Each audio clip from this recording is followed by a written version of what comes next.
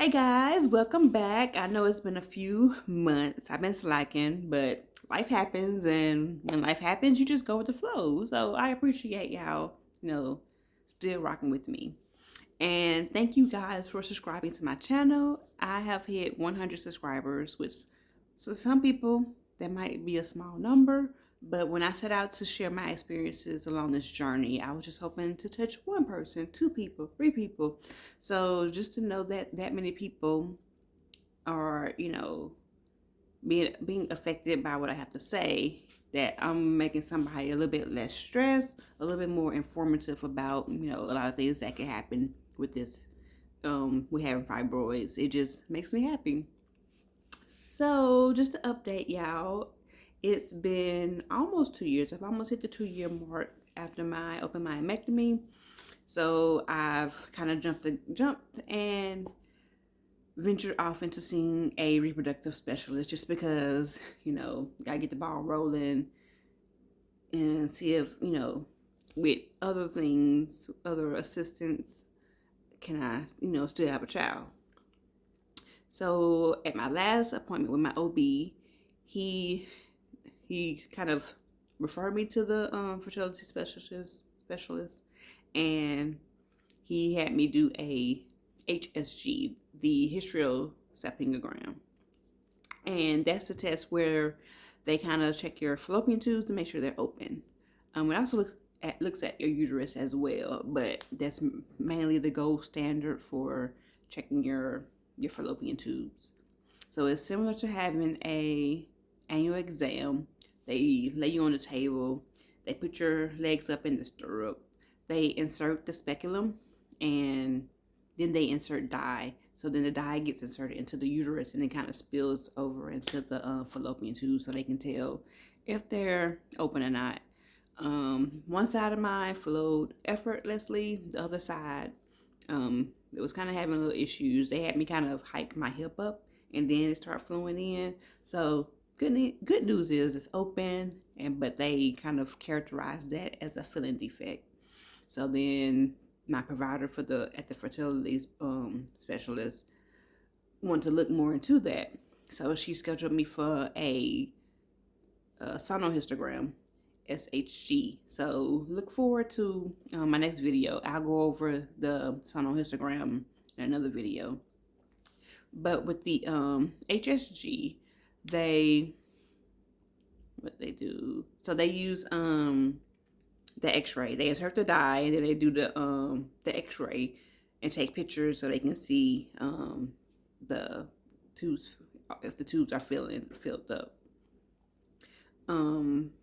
Wasn't very painful. I had like a little twinges of cramping that only lasted like a few seconds. None major or anything like that.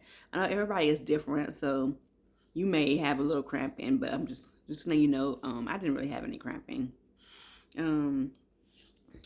only lasted probably about 15 minutes.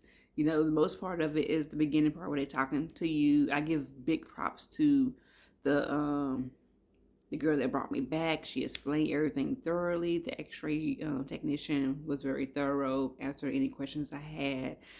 So at the end, I had to go home and write a review because I really appreciated, that they made me feel very comfortable, make sure I knew exactly what was going on. What else? So like they have, I don't know if it's like that at other places, but they had the screen right there beside me so I could see the pictures of the X-ray as it was happening. A lot of times they'll give you like a little preliminary results, but they want your doctor to like see it and then contact you to discuss things. What else? The HSG can be pretty much scheduled anytime. I supposed to have had my tubes checked like months ago, probably a year ago, but I don't know, I moved and then my doctor was like checking out other things. So like I was pretty much my own advocate for that. Like, hey, like, can we check my tubes so we can mark that off the list, that that's not the problem while I'm not getting pregnant. So always be your own advocate. You know, that's another reason why I'm doing these videos, and I'm sure other people, you know, so we can all know what's going on. Sometimes we think like, oh, I have to like, you know, have a referral. They have to schedule this, and that's not always the case. Sometimes they don't always present you with all your options for some reason. I don't know. But this is just kind of to raise awareness of what you should be asking, and different options that you have. Let's see. I think that's about it. I think I went back to work, so I didn't have any issues. I did wear like a little panty liner because they insert the dye in you. Of course, it might, you know, end up coming back down. So you want to wear a panty liner, which they had that available for me. But I think that's it. But it is so great to talk to y'all after all this time. Look forward to making more videos. I have a lot to talk to y'all about. And as I go on this journey past my myomectomy and then seeing the fertility specialist, I'll be letting y'all know everything that's going on so that you are aware. Because a lot of times, you know, this is the next step for some people. But talk to you later. Bye.